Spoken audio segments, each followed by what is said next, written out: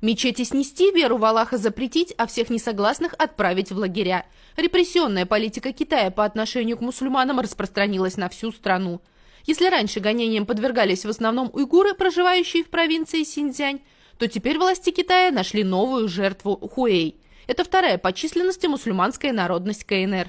Как сообщает британское интернет-издание Independent, Китай начал активно уничтожать мечети.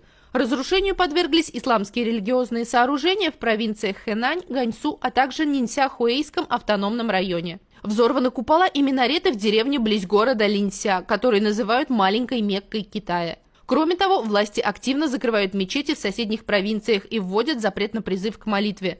Также с недавнего времени по всей стране запрещена арабская письменность, а индустрия общественного питания лишилась права на использование слова «халяль». Но власти Китая этим не ограничились. Они решили уничтожить саму систему стандартизации дозволенных товаров и услуг, введя запрет на выдачу халяль-сертификатов. Все, кто не согласен с нововведениями, отправляются на так называемое перевоспитание, в лагеря, где из мусульман всеми силами пытаются вытравить ислам. Об этом рассказал шокированный албанский журналист Олси Джасекхи. Он вместе с группой коллег минувшим летом посетил Китай. Власти пригласили к себе иностранную прессу, надеясь доказать, что концлагерей не существует, что это лишь трудовые школы, где мусульмане получают дополнительные профессии. Это были совсем молодые люди, парни и девушки, которые были задержаны и отправлены в эту концентрационную школу, только потому, что они хотели быть мусульманами, верить в Аллаха, быть уйгурами, а не китайцами, потому что женщины хотели покрывать голову хиджабами и отказывались есть нехаляльную еду. Это были очень смешные и необоснованные причины, по которым китайцы посчитали этих людей террористами и экстремистами и забрали из их семей, и закрыли в эти концентрационные лагеря. Это очень сильно шокировало нас.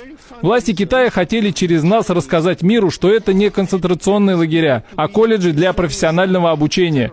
Но в настоящий колледж вы идете учиться по собственному желанию, а эти люди вынуждены были отказаться от ислама и молитв, от своего языка и начать есть свинину. Несмотря на все старания, попытка китайской пропаганды обелить действия властей провалилась. За кажущимся внешним спокойствием независимая пресса смогла разглядеть в узниках лагерей абсолютно сломленных режимом людей. По официальным данным, мусульман в Китае всего 0,1% населения. Но это почти 22 миллиона живых людей, которые сейчас находятся в опасности. И часть из которых уже попали в лагеря, где их пытками заставляют отказаться от веры в Аллаха.